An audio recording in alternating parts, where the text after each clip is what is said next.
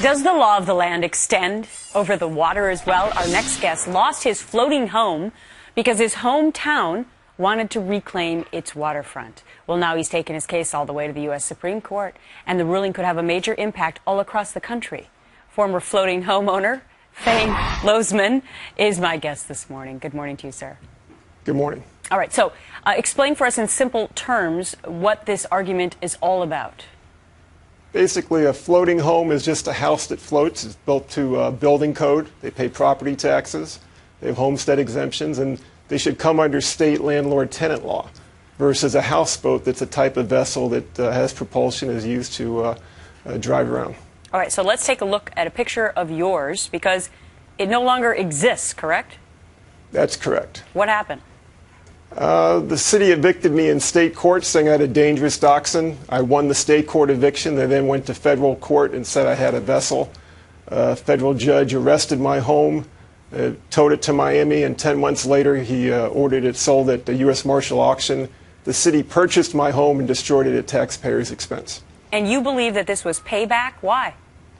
When I first moved to Riviera Beach, I helped kill a $2.4 billion redevelopment that was going to take 2,200 homes via eminent domain, along with the city marina that had been public for the previous 100 years, to make into a mega yacht in an upscale community. Mm-hmm. And so you believe that that's why your home was ultimately destroyed. Now, this has gone all the way to the Supreme Court. What are the ramifications of this case? Because it's not just about your town, is it?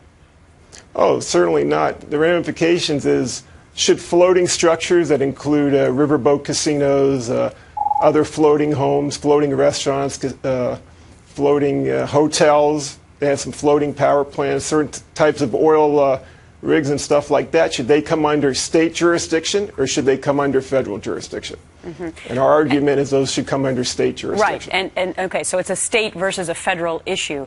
Now, if in fact you do win this case, do you get your home back? How does this work? I'm not sure what's going to happen. Hopefully I'll be compensated for my home being illegally seized, but we'll just have to see what happens. Okay, so the city would have to compensate you for your legal fees at least. And where have you been living since your home was destroyed?